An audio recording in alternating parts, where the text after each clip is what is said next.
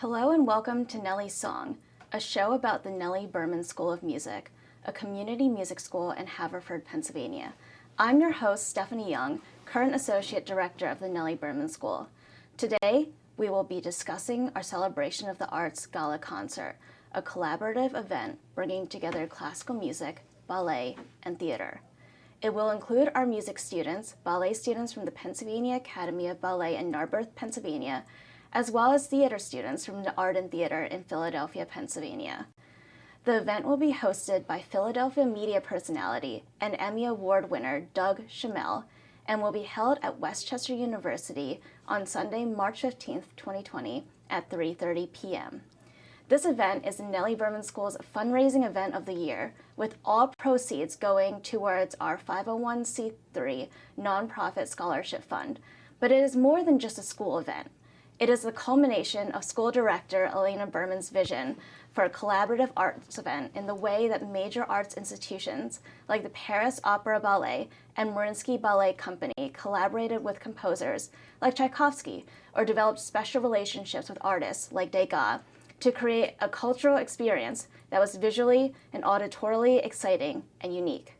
In the modern age, collaborative events between different arts disciplines still occur, but usually among individual artists or between large national organizations. When we reached out to different arts organizations in our community, we were met with enthusiasm about the existence of the event, but quickly found out why collaboration between small community arts organizations is much more rare.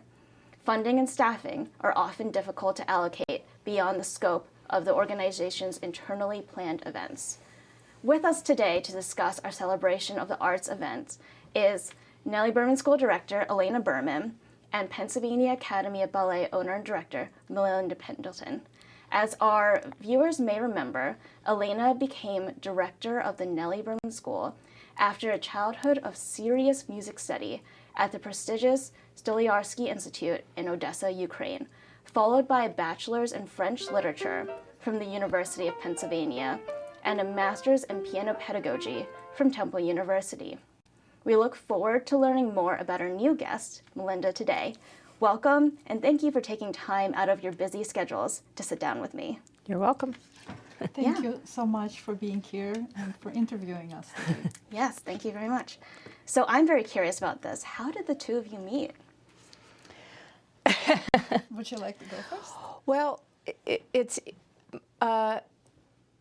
Elena's mother, Nellie Berman, and my parents, John and Margarita White, would do collaborative performances together. But I remember attending performances, but I'm not quite sure how they connected. Yes, I'm not really sure about that. My mother, Nelly, had this adorable 6-year-old student, Molly Smolin, who was both a wonderfully talented and hardworking piano student, and she was also serious about ballet. Sure. And she was your mom's ballet student. Yes. And she was torn between music and ballet.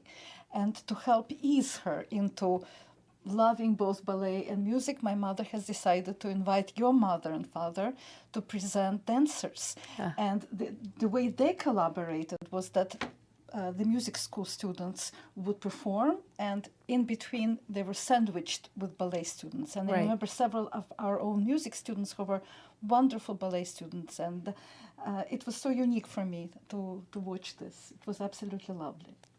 That's so cool. I never knew Now, that. my mother, Nelly, her first job in Odessa was to teach piano to ballet students. In the former Soviet Union, ballet studies, you had to not just study ballet hours and hours a day and dance, but you actually had to have music lessons, piano lessons. And so I have a wonderful picture of her, the one that's hanging in the school. People think it's me, but it's too thin for me. It was a very cute Russian ballerina with blonde hair, and she was my mother's first student. And this is sort of remnants of this. Right. So. That's awesome. I never knew any of it, actually. So, Melinda, I'd like to learn a little bit more about you as well. Okay. What first drew you to ballet? So my parents, John and Margarita White, were both professional dancers with the National School in Cuba. And when they left Cuba and came to the United States, they eventually ended up working with the Pennsylvania Ballet in the city. And I was a little girl. I was maybe 4, and I would be in the studios while they were teaching and working. And so I grew up with it. And then in 1974, they opened up their own studio in Narberth, the Pennsylvania Academy of Ballet. And still wasn't taking lessons yet, but I was there every day with them and couldn't wait until I turned 8 to start taking lessons. And it's ever since I've been there. So you guys kind of have that similarity, right? In that you both kind of took over a family business. Yes. That's so cool.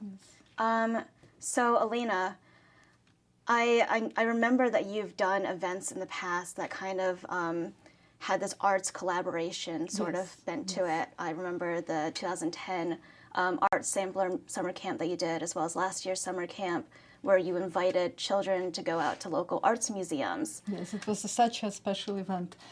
Every summer, I would like to expose kids not just to music lessons, but to open their horizons that arts are very much interconnected. And every summer camp, I choose a different century.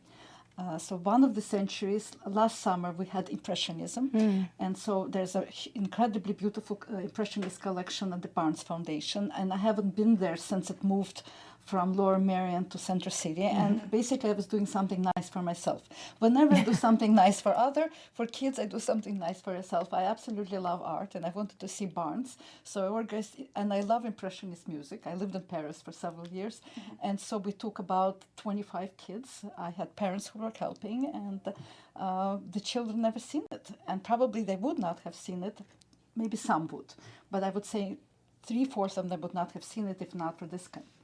And a year before this, we did Romanticism, and I always combine music studies, music history, and art history. In fact, I always organized one camp that every day would be a different art history classes. So I hired a history teacher, art history teacher. She would show children starting from Monday, which was Baroque, Tuesday was classical, Wednesday was romantic, Thursday was Impressionist, and Friday was modern. And the children would see which artworks would correspond to which musical pieces. And it was fascinating. And then several years ago, I did camp where every single day, and this is where your mother came in, every single day the kids would visit different institutions. So one of the days was, in fact, visiting and spending from 9 to 3:30 at your mother's ballet school. And they were shown all kinds of different ballet. And even boys came. I was so surprised because sometimes the parents would say, no, my son wants to do only music and he doesn't want to dance. They came and they were dancing, and it was so much fun for them. So. Yeah, actually, fun aside, that was my first job ever, was the camp counselor of that camp in 2010. Yeah. So what inspired you to put together the event for a celebration of the arts? As I was telling Melinda when we met, is that as a child, I wanted to be a ballerina, and I was completely sure that I had a great talent, because once I would dance, I felt like I was transported to another world. And my grandmother, all the women in my family were classical pianists. So she would play piano, all kinds of beautiful waltzes by Chopin and Tchaikovsky, and I would dance. And I had a book of 100 ballet librettos, and I knew every single one. But of course, the way that it worked in the Soviet Union is that they look at your body, they measure your arms, they see how plump or thin you are, whether or not your legs can go all the way up to your head. And they looked at me and they said, no, because they paid for this. So when you are in a system where the government decides whether or not you have abilities to be professional, they can say no. In the United States, any girl, whether or not she's thin or plump, can become a ballerina. But I love ballet. And I loved listening to Romeo and Juliet, a lot of Soviet composers like Khachaturian and Prokofiev, Shostakovich, Les Prokofiev and Khachaturian wrote these incredible pieces.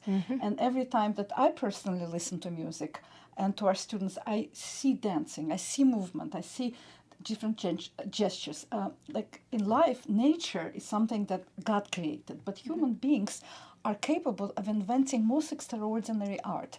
And it's very hard to explain what art does to us. But when I listen to music, or I see great sculptures of the Renaissance and classicism, or paintings, dancing, it You see movement. Makes me, I see movement. I see Yes. movement, I see colors, I hear sounds. If I go to the art gallery, I have to immediately play music almost in my ears. So for me, arts are very much connected. And if you see any movies, can you imagine watching a movie without a soundtrack? And there were great True. musicians who write, including Star Wars. I mean, but people, there's a little boy and his father said that I bought a book on Star Wars and we're learning pieces. That motivates a kid to learn to play the piano because he wants to play Little Gregory. He wants to learn music from Sound Wars. So music, art, dance, theater are so much integrated. And Right. for me, it's just a great personal love. Yeah, that's amazing. So how did you two decide to come together and, you know, combine classical music and ballet in one collaborative event? Well, Elena approached us at the ballet studio and I said, was begging you. I have this vision, I have this idea, and we met and talked about it, and it does. I mean, for ballet dancers, for us, for most of our performances, we don't have the luxury of having live musicians all the time. You know, it's a rare luxury to have that. I mean, I do say it is a luxury because it adds a dimension to the performance for the person who's in the audience. For us, often it's recorded or, you know, that we're working with. And so any opportunity to bring, I think, live music into the performance is a wonderful opportunity. And it'll be a new experience for a lot of our students to have that experience of performing either with an orchestra or with a musician. Sometimes some of our more advanced dancers have that opportunity, but, you know, for performance. So I just felt it would be a great opportunity. For us, it's very unique because ballet students still rehearse. You have several lovely piano accompanists at your studio who are very knowledgeable, and they can know exactly what step to use which piece of music. Right. And so young dancers grow up with that. Now musicians never had a chance to be on the stage with a dancer. And I think it's so important for musicians to understand that their music is not a combination of notes, or you go loud or you go softer, even musical children.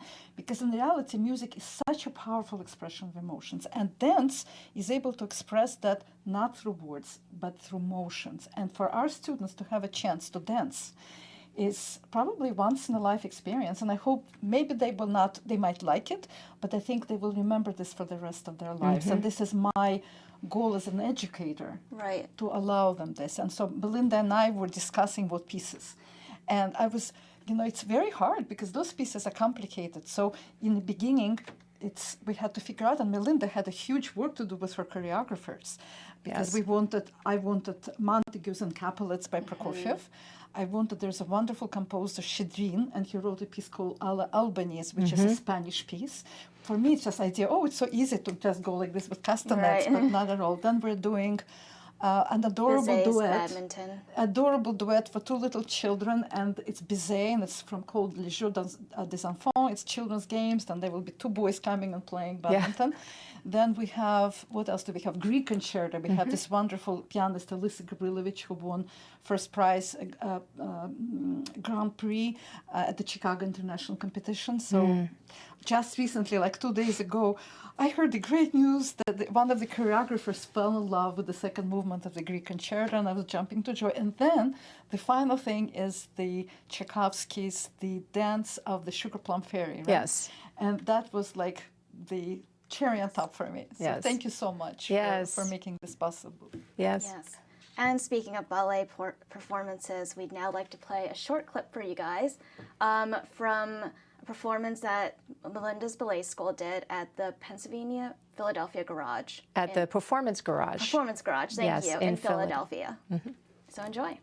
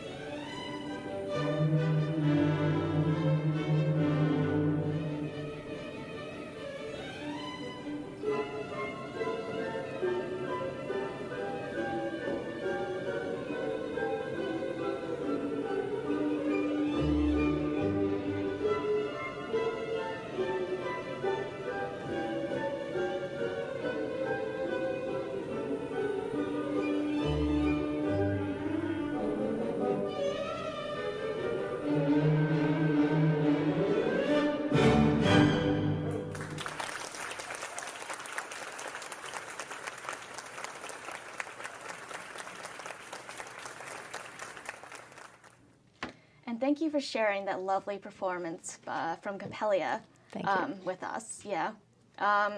So jumping right back into the interview, actually, I kind of have one question for you. So at your ballet school, does everyone get to perform with accompanists on the piano? No. Oh, okay. Yeah. Are you saying on a regular basis? Yeah, because I know you guys employ many accompanists, and right. that's so such a they lovely get thing that they get to have. Right. They have once our students are in our intermediate into advanced classes.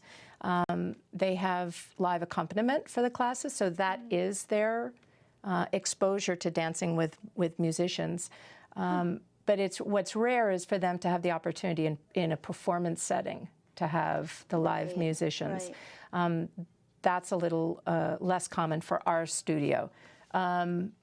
So they have the experience of needing to listen and work with a musician in a classroom setting, which is nice. But it's special in a performance. Definitely. Definitely. So I know that you guys are both business owners of arts institutions. What have been some of the greatest challenges that you guys have faced in organizing events for the community? Well, I think probably one of the greatest challenges is getting the word out and creating the interest or the excitement for people to come. I mean, of course, you have your families of the students and friends and families of the studio that have an interest in wanting to support and support young artists and support the studio. But we want to reach further than that, and sometimes it's hard. I think people are very busy. People have a very busy life, and they have, just. I think that's probably the greatest challenge. One of the greatest challenges. Yeah, I think I would agree with that. Well, in my case, I feel that in my outreach to the community, we were very lucky to have, for instance, Westchester University that's hosting this event to invite to be able to help us financially there. And I think this is incredible because the kids are going to be performing, dancing in a beautiful hall at Westchester University. Yes, of course, money is always an issue to try to put something like this together. And I know in your case, you have quite a lot of expenses trying to have choreographers, work with students outside of their regular classes. So this is some probably financial expense that you were not anticipating. Right. But I think that what's special is both of us are uniting for something very unique. As they say in French, l'art pour l'art, art for the sake of art. And yes, but we do need philanthropists. So anybody who's watching, just keep in mind that the arts has to be subsidized. Either it was subsidized in the former Soviet Union, where I'm from, and the government subsidized it, and this is why arts were so incredible, the level was so incredibly high, and then this is why you have Russian dancers who came to Cuba, for example, and the Cuban School of Ballet was all trained by Russians. The Russian musicians came to China, and if you talk to figure skaters, Russian Soviet figure skating, all of this was sort of when the government supports. Now, I do not believe in government supporting. I like the idea of philanthropy, and so that's idea very much based on the times of Bach, who had church was subsidizing musicians and composers. Mozart, now of course sometimes they would rebel against the authoritarian regimes like Mozart and the Austrian emperor who said too many notes. And I think it was Don Giovanni. He said, too many notes, my dear Mozart. I would say that philanthropy too goes back to what you were saying about outreach. It all goes back to that. How do you get the word out about your event? How do you get people interested in it, who want to come, who want to support it? I feel like in my brief time working in the arts, that's been one of the hardest things. Just across the board. And I think what for us what has helped in the same respect is I think artists supporting artists. right? For example, finding a location like Westchester University or the performance garage that opens their door and makes it accessible. I mean, there's some theaters, if you approach them, when we were looking for a venue, some locations were just thousands and thousands of dollars, you know, and so when you find a location or someone who is an artist, they understand and they want to help, and then you help each other to bring, you know, what's important into the community. If anybody here wants to be a next Count Esterhazy, who supported Haydn and who paid for all of the symphonies, please reach out to us. We're doing something very unique for the mainland community. And it's not just now, it's your children and your grandchildren who will be very much touched and educated, because musicians and dancers and artists and actors, all of this make for a much better society. Yes, we have great electronics and we have great Apple iPhones, but arts is something that has truly changes a human people's life. So you can be a part of this. So please join us, continue the tradition of philanthropy, and you will be doing a great thing for your own children and for our society. Wherever you are. Speaking of unique events, Melinda, what was your first impression when you heard about our event? Well, I'm extremely excited about it, and and I think any opportunity for our, you know, my first feeling about it is it's a wonderful opportunity for our students and our dancers. I would agree, for our students too, Yes, and so you want to, no matter, you start to see, well, you know, we have to think about, you know, not obstacles, but, you know, what do we have to consider? How do we make this happen? And but you know in your heart that you have to make it happen because it's a great opportunity. And so I was excited. I'm always excited to work with someone who also has sort of a passion for the arts. A passion for the arts and a level of understanding of the arts that I think our two studios and they bring together. I would completely agree with that. What are your greatest goals for the events that you guys plan? Or what would you say your greatest goal is? Well, I remember when my mother, Nellie Berman, died, I was looking through some old pictures. And I found pictures of my grandmother who was teaching a student, and these little children look so beautiful. And then I found a poem. And the poem said, I don't remember exactly what the poem said, but it said something about that the song once sung will exist forever. And my idea is very idealistic, but my idea that what we're creating together, Melinda, is going to continue the legacy of our mothers, because our mothers truly valued music. They were both immigrants. They came to the United States from countries that loved art, like your aunt, who still has the ballet school in Cuba, and my mother and grandmother and all of the women on my both sides. And so my goal is truly to change our community. My goal is to inspire young children to hear classical music, to see ballet, to see acting, and find great joy in it. This is my goal, and to bring my mother's song and what she has created and what Melinda's mother created. It goes into the sky, into nature, into everything that we value as human beings, and it brings all of us joy. I agree. And I think what's also nice about an event like this is sometimes the students or the young artists are sort of in themselves with their endeavor, and when they see other artists in other art forms, I think it opens up, whether it's, you know, a young painter, a young musician, a young actor, a young dancer, and they, you know, maybe it's a classical dancer, a modern dancer, or someone, you know, but someone, they can see themselves in the pursuit in someone else in another field.